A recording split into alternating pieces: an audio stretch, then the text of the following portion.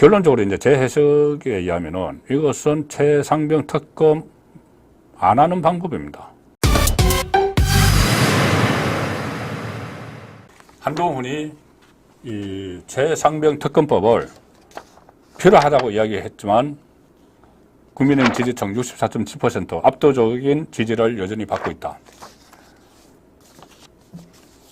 왜 그럴까? 자, 저 분석입니다. 물론 뭐 이게 객관적으로 이게 뭐 데이터로 왜 이랬다 딱딱 떨어지는 건 없지만 제 분석입니다. 뭐냐면 처음에는 이 한동훈이 최상병 특검법이 필요하다는 이야기만 딱 가지고 처음에 쫙 퍼졌죠. 그때 배신자부터 시작해서 뭐 한동훈은 좌파다 뭐 별 이야기가 다 나왔었습니다. 그런데 이것을 그 한동훈의 말을 곱씹어 보면은 본인도 계속 그 이야기를 지금 방송에 나가서 하고 있습니다. 결론적으로 이제 제 해석에 의하면은 이것은 최상병 특검 안 하는 방법입니다. 안 하는 방법입니다.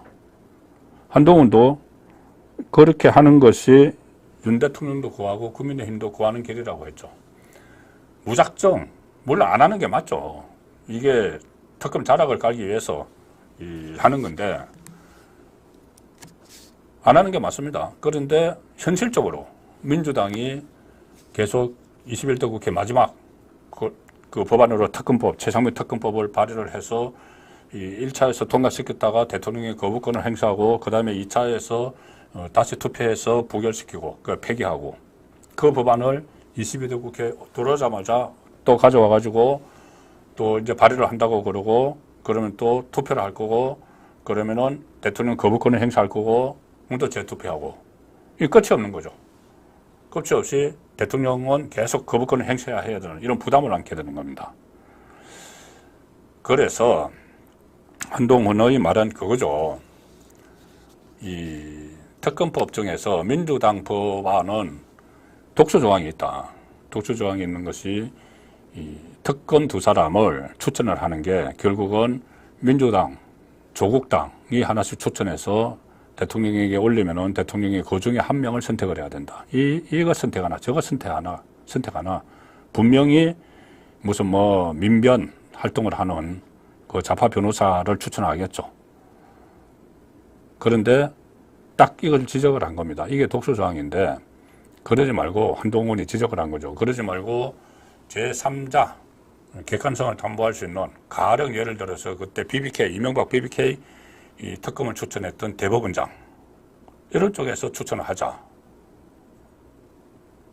이거 민주당 안 받아들입니다. 지금 민주당은 이것 때문에 우왕좌왕하고 자중질환이 일어났습니다. 이거 받아들여야 된다, 말아야 된다. 아니야, 저걸 어떻게 받아들여? 벌써 민주당은 우왕좌왕합니다. 그러면 이건 못 받아들이죠.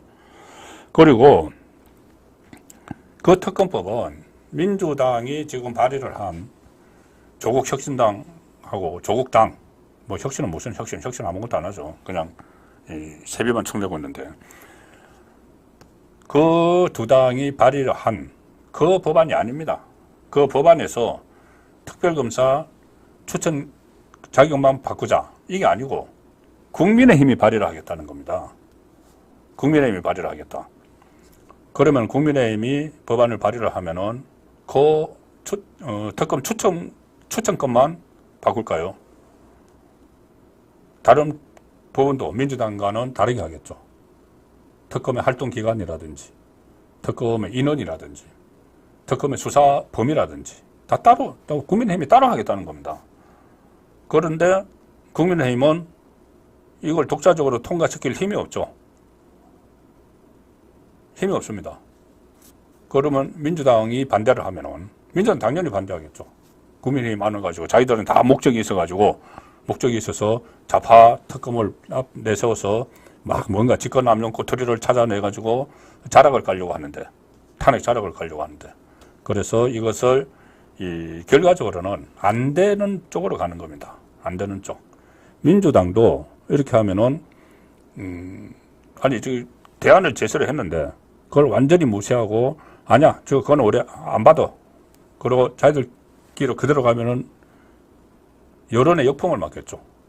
민심이 아니 저런 안도 있는데 왜 그걸 절충을 안 하고 자기들 마음대로야. 특검 하던 목적이 진상규명이라며, 진상규명이면은 국민의힘에서 하는 그 제3자가 특검을 맡는 게 맞는 거지. 정치적 목적이 없다면은 이런 여론이 형성이 됩니다.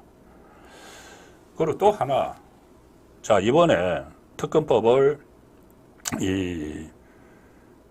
발의를 하면은 이제 이 한동훈 후보가 이것을 제안하지 않은 상태에서 민주당이 지금 특검법 발의한 거 그걸 그대로 이제 추진을 하면은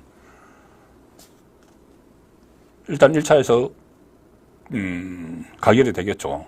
민주당이 다수니까. 근데 이제 대통령이 거부권을 행사하지 않을 수가 없죠. 행사하죠. 그러면은 재투표에서 108명 중에서 8명이 이탈을 하면은 통과돼 버립니다. 근데 8명 이게 무기명이라서 이탈을 할 수도 있습니다. 지금 안철수나 뭐 김재섭이나 몇 사람은 이미 찬성하겠다고 뭐 하고 있으니까. 그런데 국민의힘 차원에서 새로운 발의를 하자.